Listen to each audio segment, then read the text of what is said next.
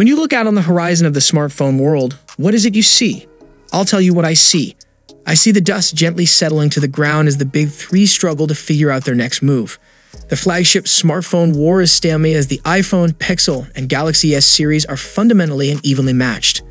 The new Samsung Galaxy S23 Ultra is undoubtedly a work of art and a feat of technical ability, but it doesn't leap or bound over either of its competitors. That all being said, the S23 Ultra is still the best flagship smartphone Samsung has ever produced. There is much to love here, so let's get into it. As I said earlier, the big three make fantastic smartphones that most will be very happy with. Even the cameras are not a point of contention anymore. You will get review sites that do shootouts between the flagship cameras, but in the end, photos are subjective. These reviewers are giving their opinion on which looks nicer to their eye. For the masses of average buyers, all the cameras will look fantastic. So is the Samsung Galaxy S23 Ultra worth it? Well, yes and no. In this video, I'll not go by the specifications of devices that I have already discussed in my previous videos. Instead of that, I'll go for the basic things that means a lot for daily users.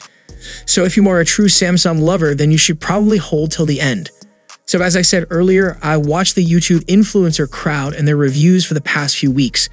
One of their coordinated cries about the S23 Ultra is that it has the same design as the S22.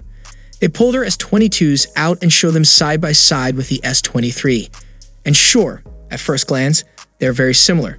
But what you can't see on camera and what they trivially point out are two distinct differences that make the S23 stand out over last year's model. I am not saying these two design differences make the Samsung S23 Ultra worth getting rid of your S22. But these two changes make using this phone much nicer than the S22. The first and most noticeable difference is the slight change in the chassis contour. The new frame has a rounded square feel, making it much nicer to hold.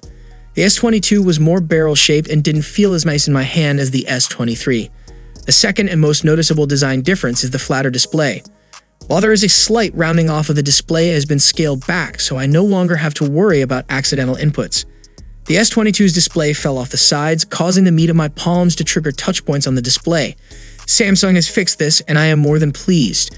So with those two significant changes, the rest of the Samsung S23 Ultra is what you would expect, mostly the S22 Ultra. The days of edge-to-edge displays should be over. The issue with edge-to-edge is the accidental touches, so having just a slight amount of bezel is better. I admit that edge displays look cool but get annoying quickly. The build quality is outstanding. The iPhone is the only other phone that competes on build quality. Sadly, the Pixel is not in the same league. All aluminum and glass, this is a very breakable device as all flagship smartphones are. The S23 Ultra uses more robust glass and aluminum materials than previous years, but I recommend a case. Let's not kid ourselves. Samsung makes the best displays on any smartphone available today. The company makes displays for Apple and other smartphone makers, so it stands to reason that the S23 Ultra display would be the best Samsung can make. Overall, the S23 Ultra has the best display of any smartphone. This is Samsung's bread and butter. The S23 Ultra runs Android 13 with Samsung's One UI 5.1 over the top. Some still have nothing good to say about Samsung's user interface. I used to think I wanted vanilla Android, and I do to some extent. That's why One UI 5.1 is excellent. Samsung has learned from its TouchWiz days. It has made One UI 5.1 easier to navigate and with fewer quirks. But it gives you customization features that matter to me, and without having to download a third-party launcher.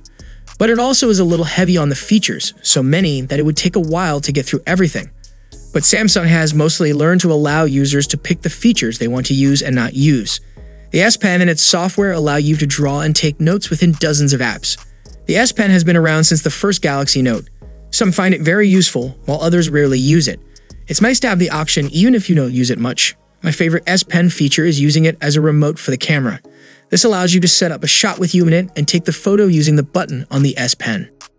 Like last year, Samsung has made it so you can easily share between Galaxy devices. Like Apple's AirDrop, this ecosystem allows you to collaborate between your devices and others. This feature is optimized for the S23 Ultra and Galaxy Tab S8 series of tablets. You can transfer files or videos from one to the other and even pick up working in an app from one device to the other.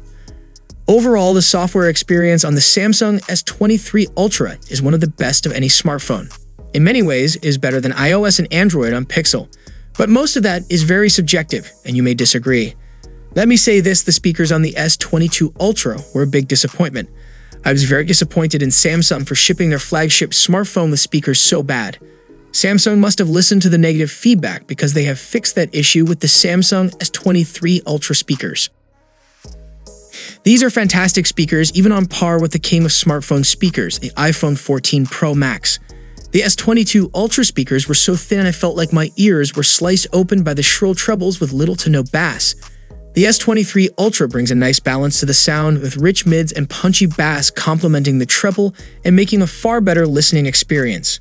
Overall, there was excellent sound coming from these speakers, and Samsung fixed what they broke in the S22 and the S23. Some years back, arguments could be made for one flagship camera system to be better than the other, but those days are past. Many still spit out dramatic video titles and over-the-top headlines, claiming one camera system is better, but it's all a pile of horse crap. Are there differences between the iPhone, Galaxy, and Pixel cameras? Yes, of course there are, but the differences come down to how each phone handles the photos on the software side. The results from all of the big three flagship phones are outstanding. Now it mostly comes down to what user preference is. The Galaxy S23 Ultra takes some of the best photos you'll ever look at, and its peers do the same. Samsung's photo tuning tends to be more vibrant with added ambience. Does that make them the best? I don't think so, but the photos the S23 Ultra produces are damn good. Overall, you will not be disappointed with the Samsung S23 Ultra photos. Will you get a bad shot here and there? Of course, but you'll get bad shots with iPhone and Pixel too. Samsung does great things with its cameras, and these are exceptional cameras. I'm unsure what Samsung has done with its battery balancing in the S23 Ultra. The S22 Ultra was just fine for my use case, and I ended the day with 40% left on that phone. The S23 Ultra is on another level, and battery life has improved, ending my day around 55% and sometimes better.